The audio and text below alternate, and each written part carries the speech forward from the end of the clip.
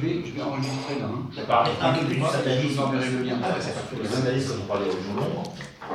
Je préfère comme ça parce que... Tout à fait. Alors déjà, je commençais par une citation de Saint Augustin qui disait, en latin, mais tout le monde connaît, Pare diabolicum est, la œuvre humaine, persévérer est diabolique.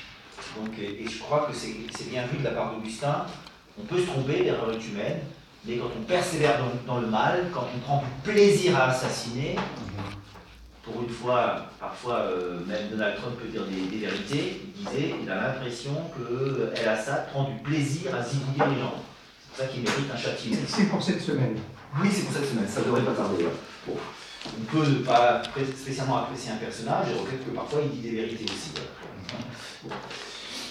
Et effectivement, il y a un diabolisme, il me semble, enfin moi j'en suis convaincu, il y a une part il y a une réjouissance dans le mal, il y a de grands penseurs qui l'ont dit, dans la haine, c'est Günther Anders qui dit qu'il y a un plaisir, ou même Alain Souchon dans une chanson célèbre, hein, qui est d'ailleurs tristement d'actualité, quand il chante l'Angélus, le plaisir de zigouiller pour lui, finalement, la religion n'est qu'un prétexte, c'est un plaisir de zigouiller chez l'homme.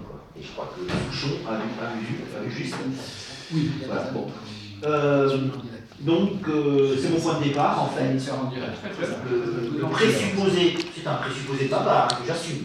Mon présupposé de bas, ce soir, c'est de me dire qu'il y a une part de mal en l'être humain, alors, est-ce que c'est un être, une idée, démoniaque, pervers, enfin, donc, lubrique, qui fait l'amour avec des sorcières, c'est ridicule, évidemment, ça c'est une imagerie médiévale, mais un principe du mal, moi je crois dans un principe du mal, effectivement, opposé à Dieu, principe du bien.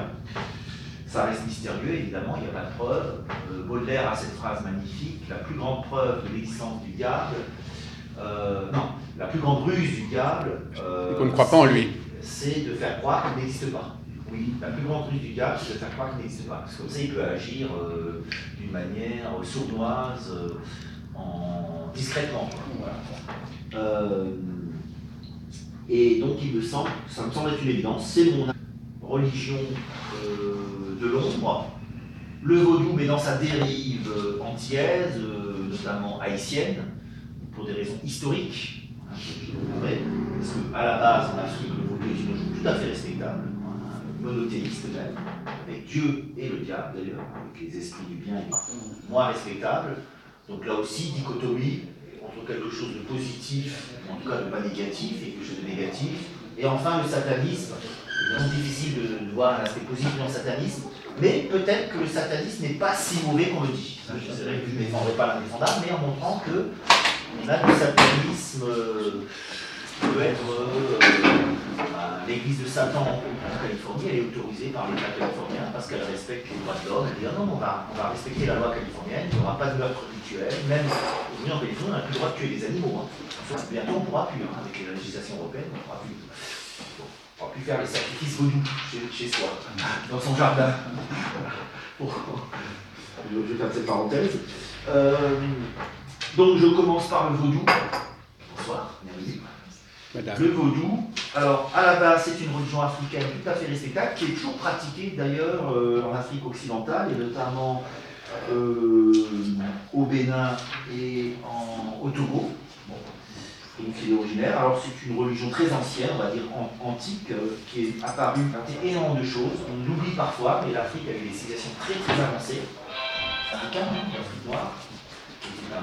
Finalement, peut-être que si Hannibal avait gagné la guerre contre Rome, on serait dans un monde meilleur. C'est pas sûr, mais bon, il a perdu. Il a perdu à cause de la neige, du froid. Ces éléphants n'ont pas survécu au froid des Alpes, sinon ils auraient envahi Rome. Comme nos ancêtres les Gaulois ont failli envahir Rome. On aurait pu avoir une belle alliance entre les Gaulois et Hannibal. Idyllique où tout le monde parlait français. Ça arrangerait bien les écrivains que nous sommes. C'est une dictature de l'anglais, effectivement, qui pose problème. Enfin, je dois faire cette parenthèse. Donc le vaudou, alors je vais surtout, bonsoir, me concentrer sur le vaudou, entre guillemets, sataniste, ou sombre en tout cas, avec les sorts qu'on va jeter. Parce que le vaudou, finalement, va être une sorte de religion de la révolte pour les esclaves noirs, qui avaient des raisons d'avoir la haine, hein, franchement, un pilège pour se venger contre ceux qui leur ont fait du mal. Les maîtres blancs, notamment, Après, ils se vengeront entre eux aussi, hein. Il y aura des histoires de jalousie sexuelle, etc. Il y aura de la magie sexuelle. Donc le vaudou, alors en France, on nous a fait sourire. En 2008, je me souviens, il y avait une entreprise qui avait lancé les poupées vaudou à l'effigie de Nicolas Sarkozy et de Ségolène Royal, les deux candidats opposés aux élections. Apparemment, ça leur a pas trop porté chance, hein, ni à l'un ni à l'autre. Hein, comme quoi le vaudou a eu un effet. Et Ségolène Royal a pris ça avec beaucoup d'humour. J'ai apprécié son humour. Elle a dit oh c'est pas grave, si les gens ça les amuse à m'envoyer des églises, moi je trouve ça très drôle, ça l'a fait sourire quoi. Sarkozy qui à mon avis est assez superstitieux je pense, il n'a pas du tout apprécié, il a fait un procès à l'entreprise en question qui en a profité, hein, qui a fait beaucoup d'argent. Et je me rappelle j'étais en voyage au Japon au moment de cette affaire. Et puis tout le monde était là pour me dire ah mais c'est fou cette histoire de poupée vaudou. C'est drôle. Nous qui croyons que la France est un pays très athée, très rationnel, vous vous trompez, hein, on n'est pas si rationnel que ça. D'ailleurs Paris, Père Lachaise, il y a un satanisme, qui sort dans les carrières parisiennes. Il y a même des églises satanistes. Oui, il y a des églises satanistes, hein, il paraît que c'est la capitale du voilà. Donc le vaudou s'est répandu dans les Antilles, surtout à Haïti, vraiment l'île du vaudou.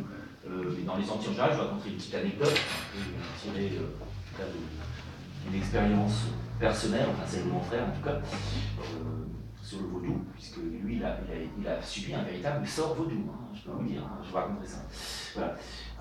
Donc ouais, c'est concret. Hein. Et puis aussi à la Nouvelle-Orléans et notamment dans la Louisiane, beaucoup de vaudou. Il y a eu pas mal de films aussi, Angel Heart, dont je parlais il n'y a pas longtemps de quelqu'un, avec Robert De Niro qui joue le diable, et puis il y a du vaudou dans le film. Il y a eu pas mal de grands films fantastiques qui ont repris le vaudou. Et donc, au XVIIe siècle, les esclaves noirs ont répandu le vaudou aux Caraïbes et en Louisiane, et en inventant de nouveaux rites d'incorporation. Qu'est-ce qu'on dit quand on dit rite d'incorporation? C'est les possessions, des esprits qui viennent nous posséder. On dit, ah, c'est le diable qui nous possède. J'y ai jamais cru.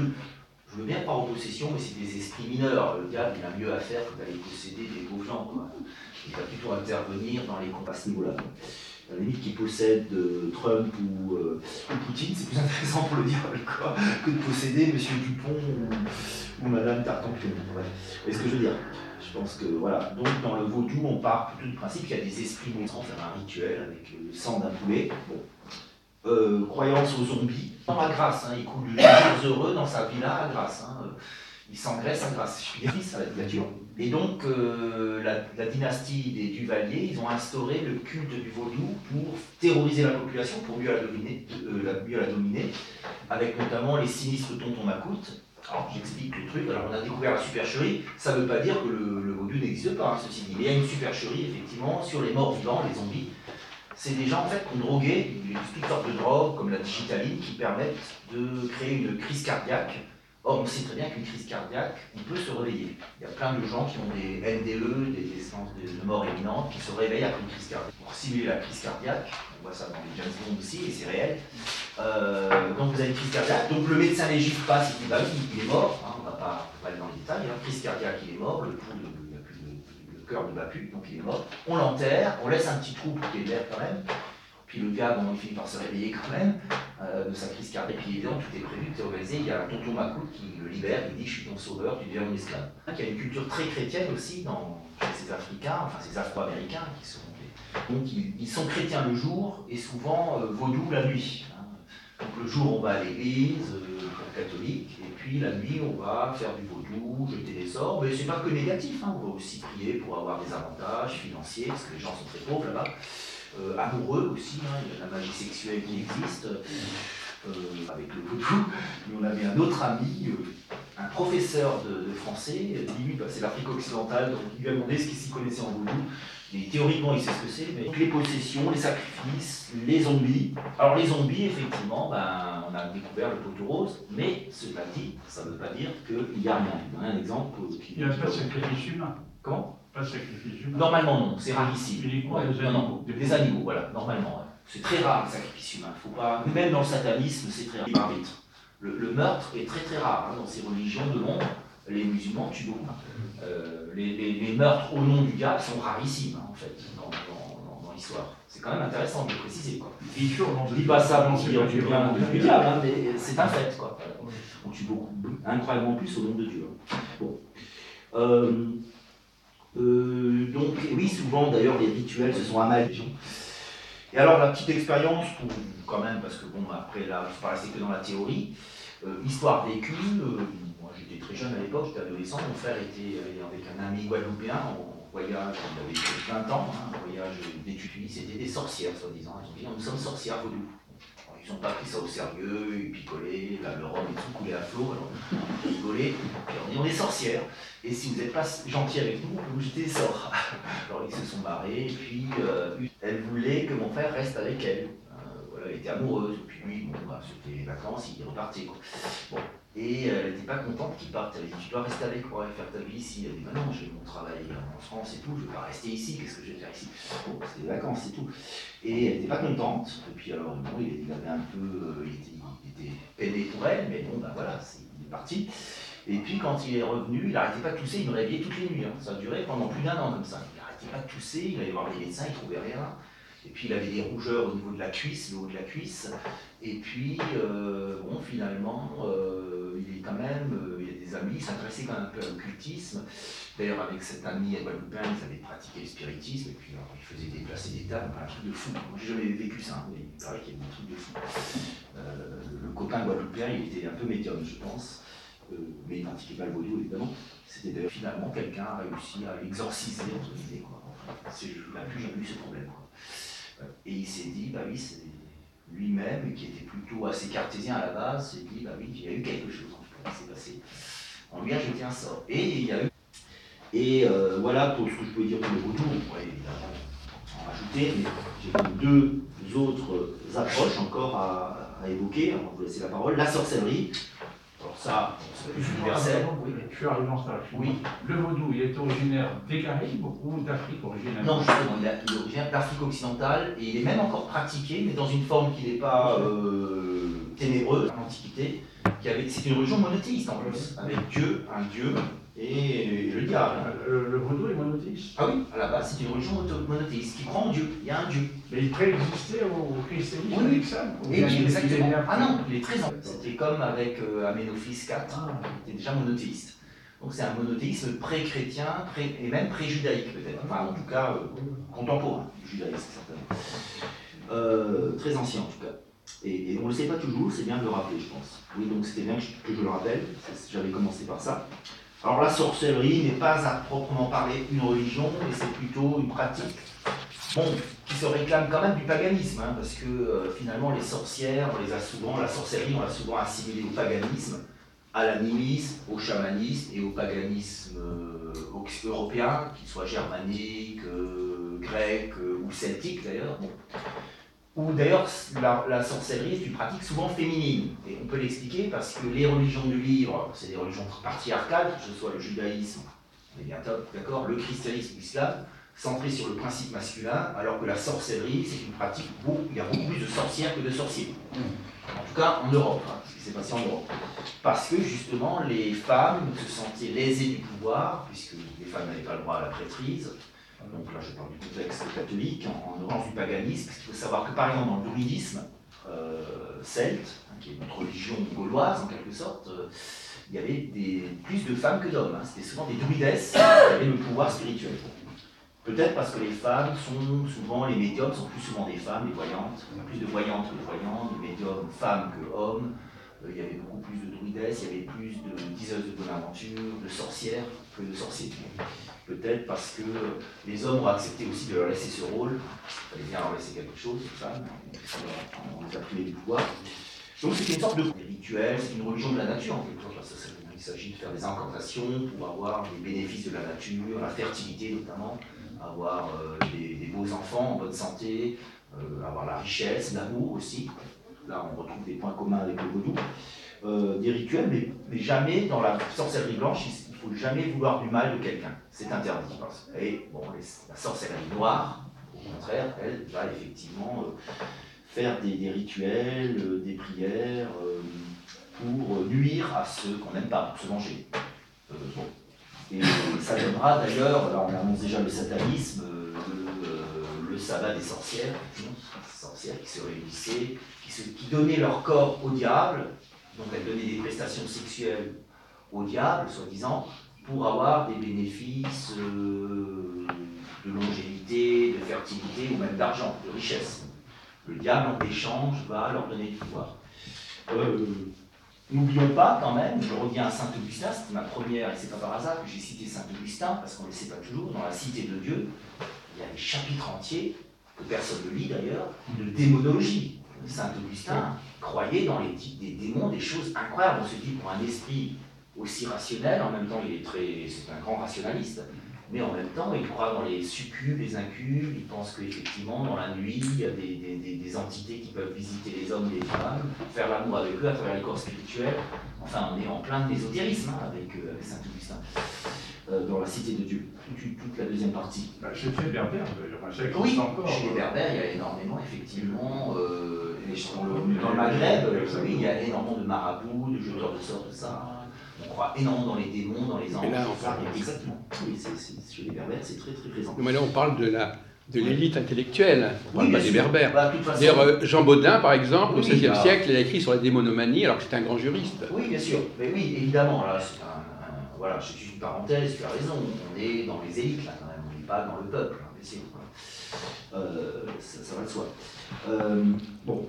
Donc, au Moyen-Âge, il y aura cette fameuse chasse aux sorcières. Et justement, c'est ce qui va certainement, à mon avis, donner plus de pouvoir au satanisme, qui a toujours existé aussi, hein, mais qui va se développer surtout à la fin du Moyen-Âge, par réaction justement contre le fanatisme religieux. Et tout est toujours, il y a toujours une cause, quoi.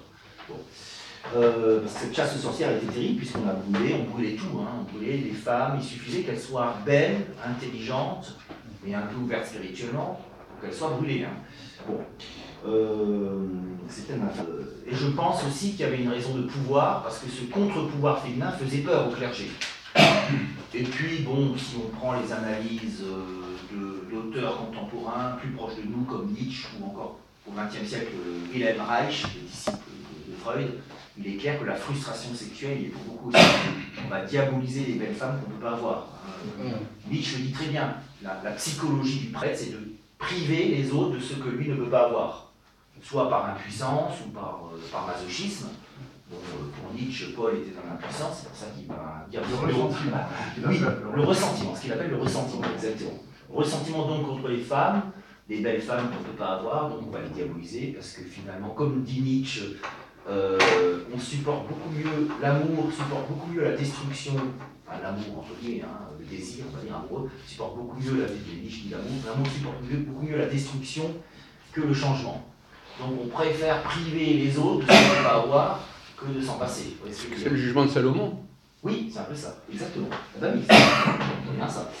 Donc ces belles femmes vont être européennes à abolir les bûchers, ça veut dire qu'on ne va pas tuer les sorcières, on ne va plus les brûler. Pourquoi? Parce qu'on avait brûlé même la pire des sorcières, on ne va pas la brûler. Ça serait faire trop d'honneur aux sorcières. Exactement. Oui, et puis on a eu le traumatisme quand même. Non, ça serait aussi reconnaître que Jeanne d'Arc est une sorcière. Rétrospectivement. Oui. Bon. En tout cas, c'est la dernière femme à subir ce sort en Rouen en 1431 en France. Les derniers bûchers d'ailleurs, ils ont eu lieu non pas dans les pays catholiques, alors le dernier corps, à Saragosse je crois, mais à l'époque justement de Goya qui dénonce ça et qui a failli y passer aussi, le grand peintre Goya. Il a fait un tableau magnifique qui s'appelle La Sorcière. C'était à l'époque du fameux pape là, qui a déclaré l'Immaculée Conception et l'infirmier. Exactement. Comment il s'appelait déjà? Alors j'ai oublié son nom, mais effectivement. C'est Pie IX. Non, c'est pas innocent quelque chose. C'est pas Léon XIII, non, c'est pas. Celui d'Immaculée Conception, c'est Pie IX. Salem, c'est près de Boston. Non, je crois quand même que les Espagnols ont été les derniers, parce que Salem, je crois que c'est 1700, c'est après l'indépendance américaine, c'est au 18e, fin 18e. Alors évidemment qu'il y aura l'effet Pomerang dès que vous commettez des crimes satanistes. Encore une fois, qui a toujours existé, mais de manière un peu. Vous voulez dire que dans les pays protestants, ça continue, mais c'est ça que vous étiez en train de dire? Oui, bien sûr. La mère de Kepler, par exemple, a été menacée de. Ça va y passer au bûcher, oui. Début 17e. Oui, en Allemagne, on a brûlé encore assez luthériens. en Suède, qui est un pays luthérien. Il suffit de lire les ouvrages de Strindberg, La sorcière, que c'est un livre contre l'inquisition luthérienne, et en réalité, la sorcière est vraiment une sorcière diabolique, quoi. Alors, quand même, on dit qu'on n'aurait quand même pas dû la brûler, mais attention, dire que plein d'innocents sont morts, ça ne veut pas dire que le satanisme ou la sorcellerie, la magie noire n'existe pas. Il ne faut pas non plus tomber d'un destin à l'autre. Bon, alors le satanisme, on va en parler, effectivement, alors là, bon, c'est plus connu, effectivement, il y a énormément de livres, c'est encore très prisé aujourd'hui.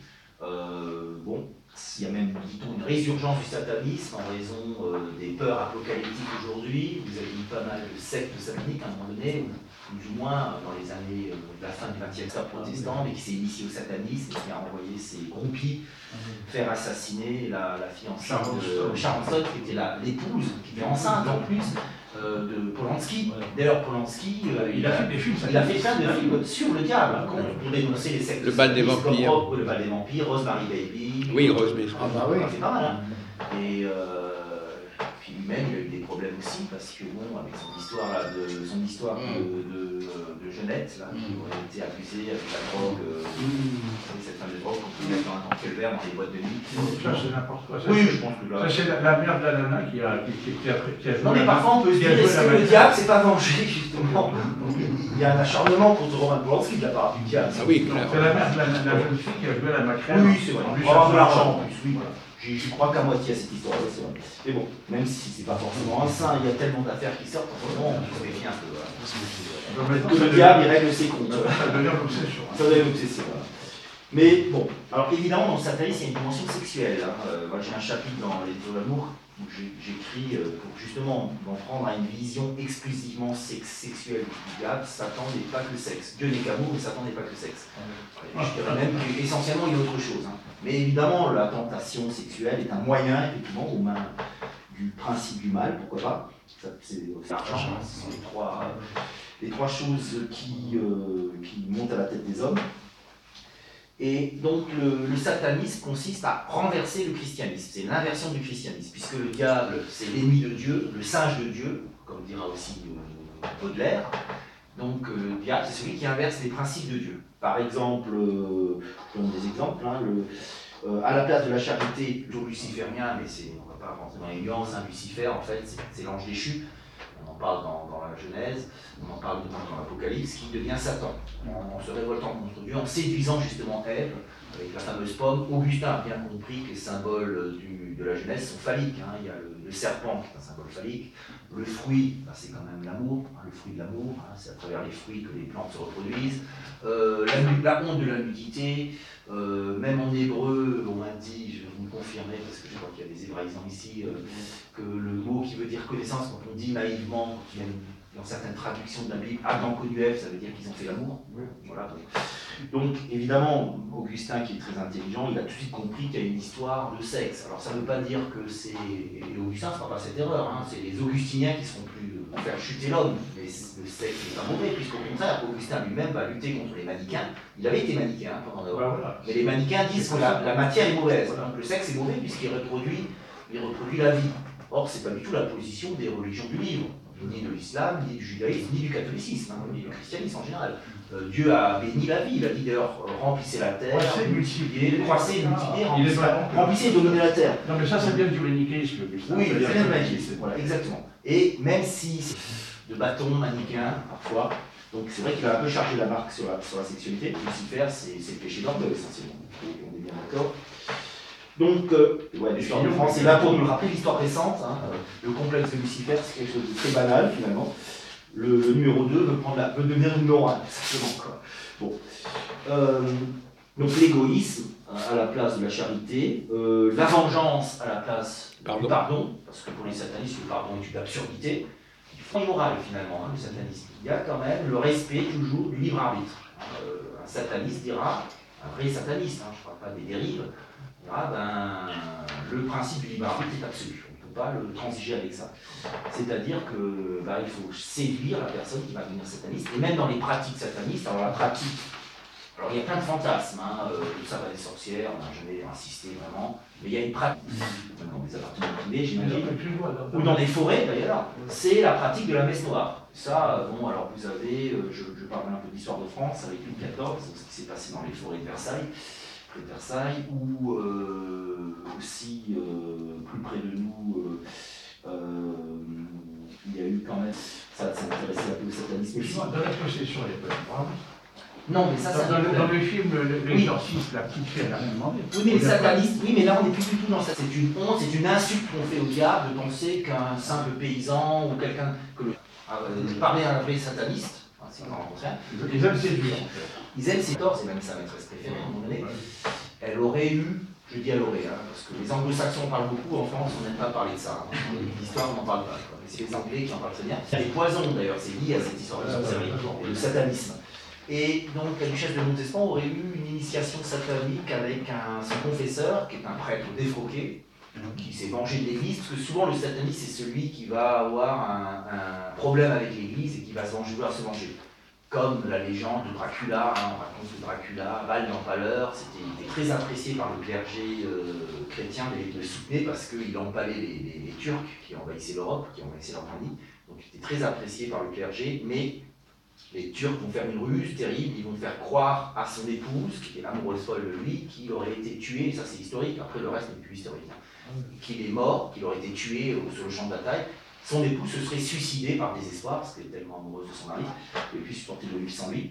Et lorsque Val l'Empaleur rentre, il était vivant en fait, c'était une fausse nouvelle, il apprend que sa femme s'est suicidée, ça c'est une légende, non. Mais la pratique effectivement sataniste est avérée, mais encore une fois, c'est pas si spectaculaire que ça. Finalement, à la limite, ça fait plutôt sourire aujourd'hui. Parce que bon, alors à l'époque de Louis XIV, c'était sensible, hein, l'église était plus puissante. Donc il fallait vraiment étouffer l'affaire. Alors qu'est-ce qu'il y a volontaire? Il faut qu'elle soit volontaire. Bon. Il faut pas que ce soit un viol. Alors parfois il y a des dérives, j'imagine, hein, dans certains rituels satanistes, il y a le viol, hein, je dis pas. Mais là, bon, elle était, la duchesse de Montespan était volontaire pour avoir une relation avec ce prêtre, avec des témoins la nuit. Bon.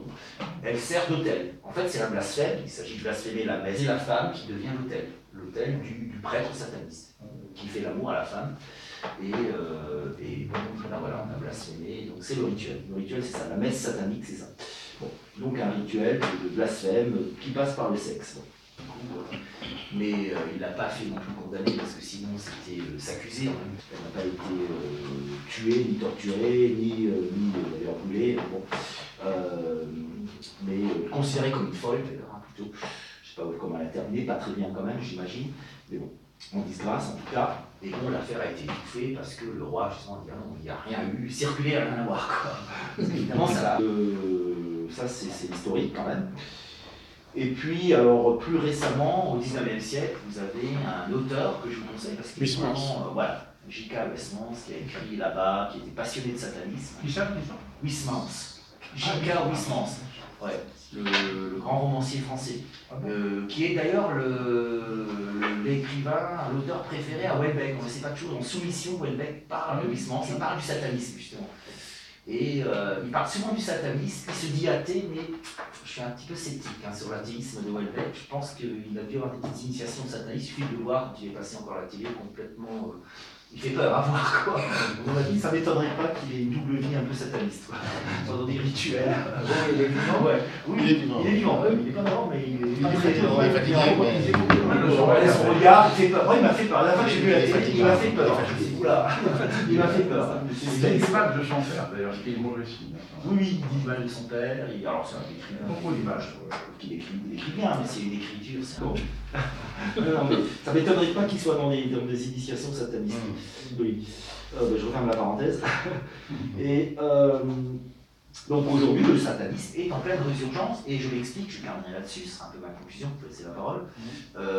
Vu que les religions, le moins qu'on puisse dire, elles font beaucoup de morts en ce moment, spécialement quand même la branche extrémiste de l'islam, mais bon, c'est vrai que quelque part, il y a des personnes qui se tournent vers le satanisme en disant, un peu comme Strindberg qui se disait justement, ce dramaturge suédois, qui était un ami de Nietzsche d'ailleurs, qui avait adoré l'antéchrist de Nietzsche, Goffred, qui disait qui sait, est-ce que Satan c'est pas Dieu, est-ce que Dieu c'est pas Satan? Et parfois on peut se poser la question quand on voit ce qu'on fait au nom de Dieu, les décapitations, les tortures, franchement une messe noire c'est rien par rapport, enfin je ne veux pas cautionner, hein, c'est pas sénatoire, mais bon, ne la faites pas en Arabie Saoudite, voilà, ou même en Iran, il y a quelques problèmes, mais aux États-Unis, il y a l'église de Satan qui a été fondée en 1965, quand même, de faire des messes noires, mais uniquement avec des femmes majeures, donc aux États-Unis c'est 21 ans, et consentantes.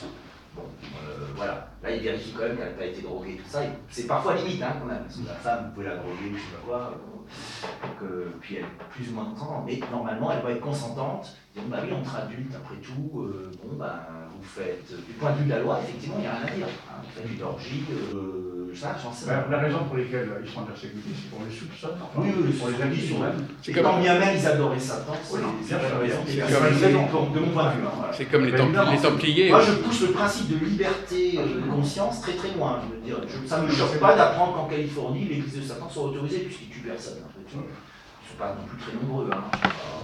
Peut-être que s'ils commençaient à être trop puissants, trop nombreux, on ferait des lois. En France, dès qu'il y a un gourou qui fait des trucs un peu bizarres, tout de suite on va le mettre en taule, en faire des procès. Je trouve qu'on est dans une paranoïa pas possible. Je suis assez dur avec ce qui se passe en France. C'est vrai, on est dans une hystérie par rapport à toutes les nouvelles religions, les sectes. Bien qu'on remette un peu en question, que même notre président remette un peu en question la sacro-sainte laïcité. Il se fait attaquer un peu de partout, là, parce qu'il a pour parler à la catholique.